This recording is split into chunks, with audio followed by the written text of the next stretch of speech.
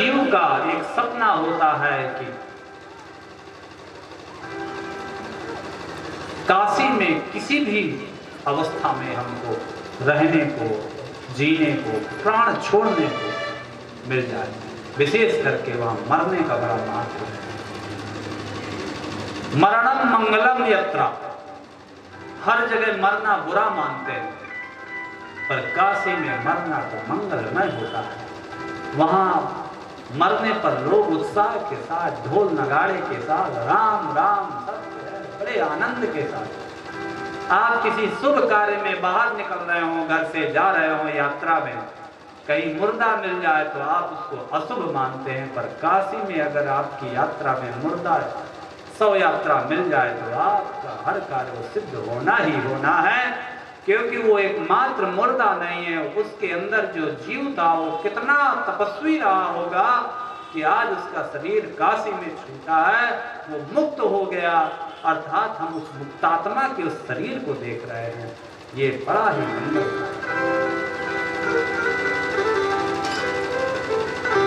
भगवान ने हमारे आप जैसे आलसियों के लिए बहुत सारे विधान कर दिए। आप ज्ञान के द्वारा मुझे पालो, ज्ञान नहीं है तो भक्ति के द्वारा पालो,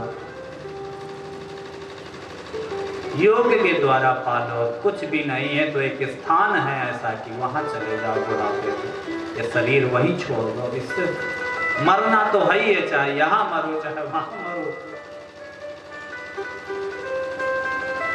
आरक्षण दे रखा है, अगर सही पूछे आज की भाषा में, उस स्थान को बाबा ने आरक्षित कर दिया कि बाकी चाहे का कुछ भी हो, कर्मों का बंधन भोगना पड़ेगा, पर इस क्षेत्र में मरने वालों पर कोई कर्म लागू नहीं होंगे, सारे कर्म उसके तत्काल प्राण छूटते ही नष्ट। इस त्रिशूल में 3 नख हैं, इसी तरह काशी के 3 खंड हैं, वो काशी के 3 भाग हैं। बीच का खंड विश्वेश्वर खंड, एक किनारे का दक्षिण का खंड गौरी केदार खंड, और उत्तर का खंड ओंकारेश्वर खंड कहलाता है। अगर काशी की ही चर्चा करें तो कल का भी समय कम पड़ जाएगा। बीच के खंड में साक्षात स्वयंभू बाबा विश्वेश्वर प्रकट हुए, अविमुक्तेश्वर प्रकट हुए, इसलिए वो क्षेत्र अविमुक्तेश्वर खंड कहलाता है, विश्वेश्वर खंड कहलाता है। दक्षिण के त्रिशूल के कोने पर केदार, गौरी केदारेश्वर नाम से शिवलिंग बाबा प्रकट हुए, इसलिए वो क्षेत्र केदार खंड कहलाता है। और उत्तर में ओंकारेश्वर। ऐसा कोई देवी देवता नहीं है, जो लोग कहते हैं 33 करोड़ देवी देवता, अगर उसको वास्तव में गिनती करने हैं तो गिनती करता रहे, उसको पूरे के पूरे आज भी मिल जाएंगे। काशी में सभी देवी देवता वहां निवास करते हैं, उनके मंदिर हैं, उनके स्थान हैं। अगर कुछ कालक्रम के अनुसार आक्रांताओं के द्वारा कुछ मंदिर यहाँ वहां हो गए, फिर भी कुछ ना कुछ प्रतीक रूप है। इतने मंदिर हैं कि आप लगातार 6 महीना सुबह बस भोजन 7 बजे करें और गलियों में निकल जाएं और दर्शन करते रहें। 6 महीना क्या, मुझे लगता है वर्षों व्यतीत कर देंगे, पर आप सबको दर्शन नहीं कर पाएंगे। इसलिए उसको मंदिरों का शहर भी कहा जाता है, उसको घाटों का शहर भी कहते हैं। गंगा के किनारे किनारे इतने सुंदर घाट बनाए गए हैं, जिसको आप नाव के द्वारा देखें तो आपका मन वाह। ऐसा कोई सिद्ध साधक संत बड़ा नहीं हुआ जो काशी में कुछ दिनों के लिए जरूर न गया हो। भगवान राम ने वहां वास किया, भगवान कृष्ण वहां गए, बुद्ध वहां गए, जैनियों में तीर्थंकर महावीर वहां गए, बड़े बड़े सभी सिद्ध संत वहां निवास किए। ऐसे हम सब काशी जी को प्रणाम करते हैं। वहां पर कुछ प्रमुख देवता हैं, बस उनका स्मरण कर लेते हैं ताकि सबका स्मरण हो जाए। विश्वेश्वं माधवं दुंडिं दंडपाणिं च भैरवं वंदे काशीं गुहां गंगां भवानी मणिकर्णिकां। विश्वेश्वं विश्वनाथ जी को हम लोग प्रणाम करते हैं। माधवम बिंदु माधव जी को प्रणाम करते हैं पंचगंगा घाट पर। डुंडिम डुंडीराज गणेश जी को हम प्रणाम करते हैं। दंडपाणी जो सबको दंड देने का विधान करते हैं, दंडपाणी जी को प्रणाम करते हैं। भैरव काल भैरव जी को प्रणाम करते हैं।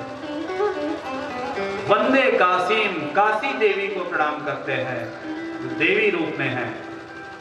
गुहाम वहां की गुफाओं को, जो ओंकारेश्वर पातालपुरी मठ आज कहलाता है, वहां पर एक गुफा है जागेश्वर मठ के पास, जयगी सप्त ऋषि द्वारा।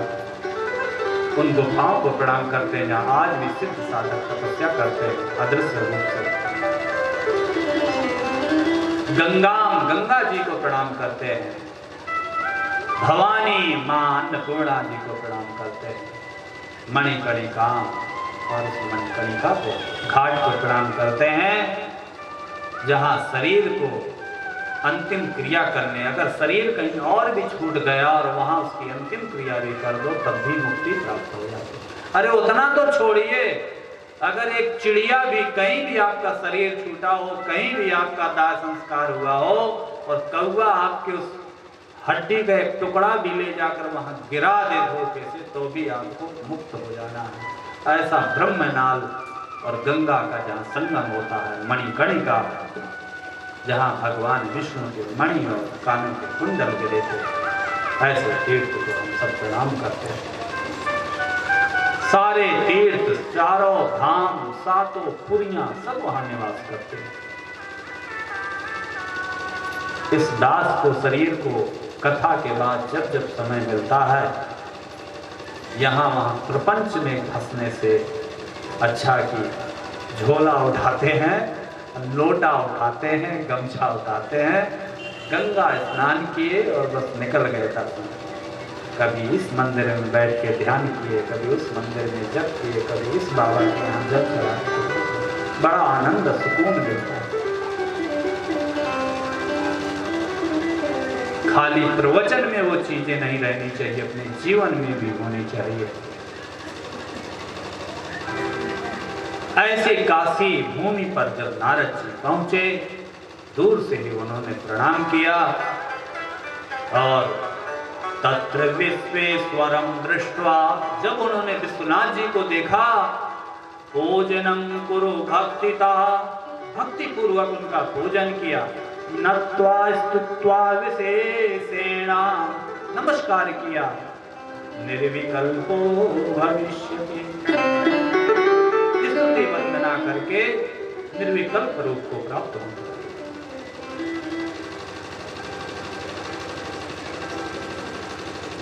वहां पर जब शिव जी की प्रार्थना कर ली और देखे तो वही शिवगण जी खड़े थे जिनको अभी श्राप देके आए थे। अब नारद जी उधर को इतना ग्लानि में मरे जा रहे हैं कि बेचारे करें तो क्या। तो शिवगण आगे आ गए, बोले महाराज प्रणाम, कैसे कहें, खुश रहो भैया, अभी तो श्राप दिए कि राक्षस बनोगे। फिर रोने लगे,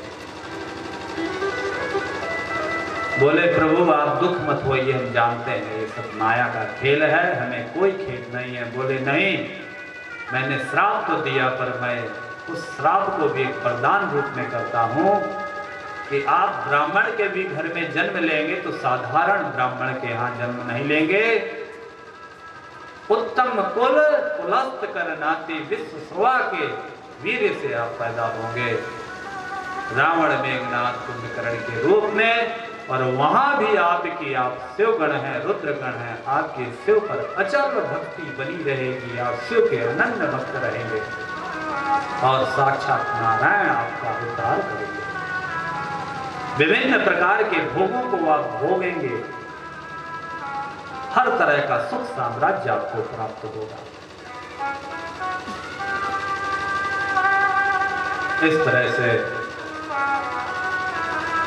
शिव जी की कृपा से नारद जी उस पाप से मुक्त हो गए और फिर से ध्यान करने, भजन करने चल पड़े। इसके बाद शिव महापुराण में इस संपूर्ण सद्ब्रह्म की सत्ता का प्रतिपादन किया गया, जो बड़ा ही क्लिष्ट और मेरे लिए बड़ा ही मनोरम विषय है। उस निर्गुण निराकार ब्रह्म से ईश्वर कैसे साकार रूप में आता है और उस सदाशिव के द्वारा कैसे अंबिका का प्रकटीकरण हुआ, कैसे उनकी काशी भूमि प्रकट हुई, शिव जी के वाम भाग से कैसे भगवान विष्णु प्रकट हुए और दाएं भाग से कैसे ब्रह्मा जी हुए और वो जाकर कमल पर विराजमान हुए, और उसके बाद प्राकृत के तत्वों का विवेचन आता है।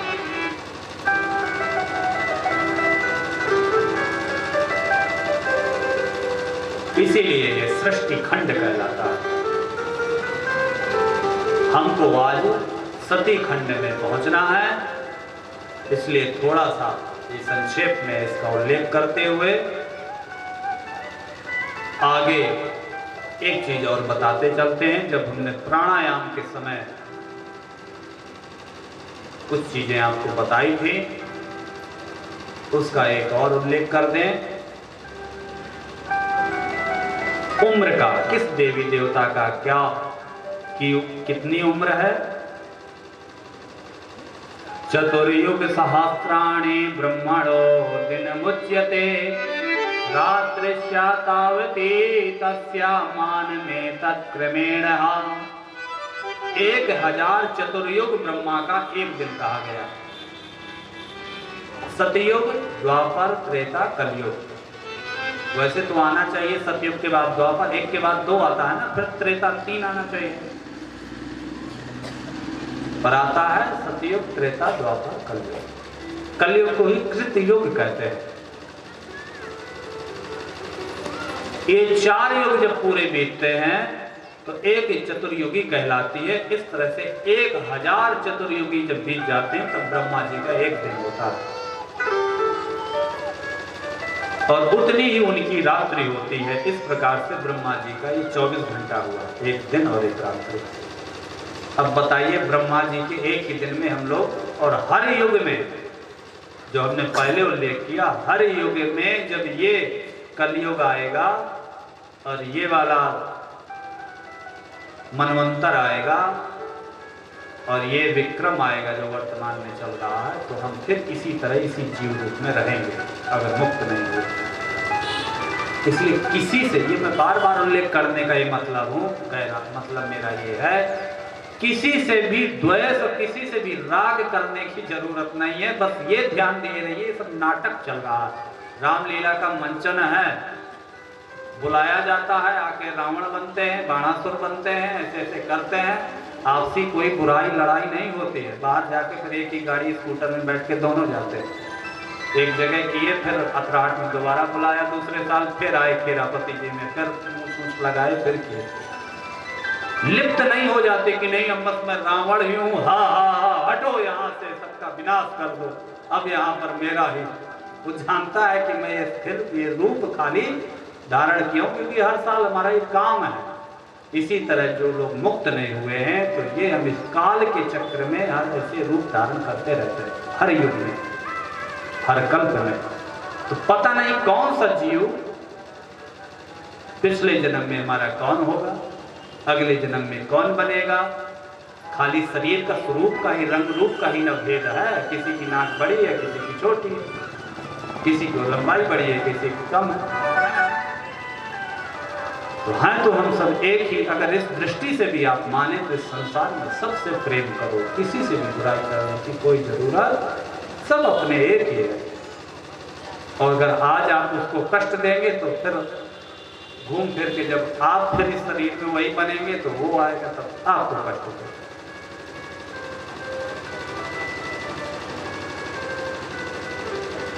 तो ब्रह्मा जी की कितनी पूरी उम्र है? 100 वर्ष की। अब समझिए, और ब्रह्मा जी के जब 100 वर्ष बीत हो जाते हैं, ब्रह्मा जी के 1 वर्ष के बराबर भगवान विष्णु का एक दिन है। और भगवान विष्णु के 1 वर्ष के बराबर रुद्र का 1 दिन है। और शिव जी के मुख से जो एक सांस निकलती, जितने में हम खाली सांस छोड़ते हैं या लेते हैं, उतने में कितने ब्रह्मा विष्णु सब देवी देवता जन्म हुए, सृष्टि हुए, युग चले, समाप्त भी हो।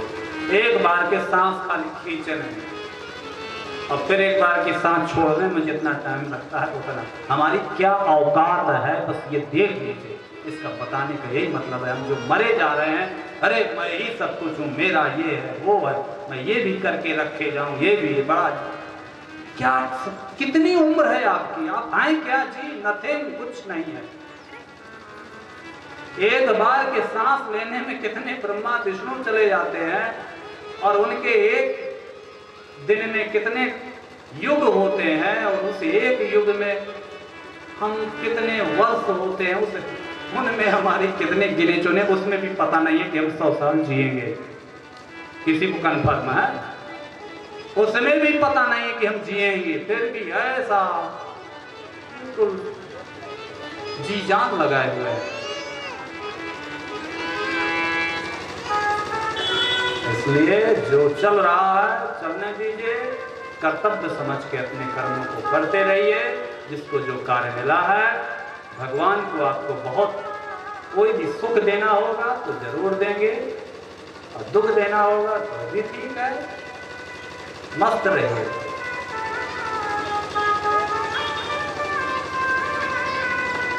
बड़ी विचित्र ये रचना है, सृष्टि है, वही जाने। अब आप लोगों के काम की कुछ चीजें उल्लेख कर दूं। गुरु जी ऐसा बताएंगे आप, तब तो फिर हम लोग जाके बिल्कुल ऐसे ही बैठ जाएंगे, कुछ करेंगे ही नहीं। तो मैं बता रहा हूँ, इस संसार के लिए भी दिमाग खोल लीजिएगा, डायरी फिर निकाल लीजिएगा, जिसको जो चाहना हो उसके भी काम की चीजें बता दूँ। आपको फूल से और अन्न से शुरू करता हूँ। शिव जी की किस चीज से पूजा करें तो आपको क्या फल प्राप्त हो, इसमें बड़ी रुचि होगी। महिलाओं को कुछ विशेष होती है, पुरुषों को भी होती है, सबको होती है। अभी तक तो आप बताए कि जो करो सब, कोई उसका अर्थ नहीं, सब ऐसे ही करते रहो। पर अब बताने जा रहे हैं कि अगर कुछ पाना हो, स्वार्थ भाव से भी करना हो, तो ऐसा ऐसा आप कर सकते हैं। अगर आप 1 लाख फूलों से शिव जी की पूजा करते हैं, कौन कौन फूल हो? शंख पुष्प, तो आपके सारे पाप नाश हो जाते हैं और लक्ष्मी की प्राप्ति होती है। 20 कमलों का एक प्रस्थ बताया गया और 1000 बिल्व पत्रों का आधा प्रस्थ बताया गया।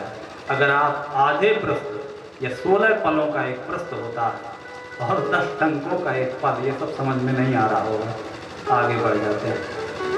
शंख पुष्पै तथा प्रोक्तम विशेषेण पुरातनैः सर्व काम फलम दिव्यम परेत्रेहापि सर्वथा। अगर शिव जी के ऊपर शंख पुष्पी का फूल आप चढ़ा दें तो आपकी सभी कामनाएं प्राप्त हो जाती हैं। यदि व्यक्ति बहुत रोगी हो, उसकी कोई बीमारी ठीक ही ना हो रही हो, तो उसको 50,000 पार्थिव लिंगों से शिव का पूजन करना चाहिए। जिसको विद्या चाहिए, कल भी बताए थे, तो उसके आधे 25,000 लिंगों से पूजा करें। और जिसको बहुत बढ़िया वाणी चाहिए, सुंदर, हकला रहा है, बच्चा हकला रहा है, या आप बोलने में समाज में अच्छा नहीं बोल पाते हैं, इंटरव्यू में, परीक्षा में अच्छी वाणी चाहिए, सुंदर वाणी चाहिए, बढ़िया स्वर चाहिए, संगीत चाहिए, तो घी लगाइए बाबा भोलेनाथ को, घी से पूजन करिए।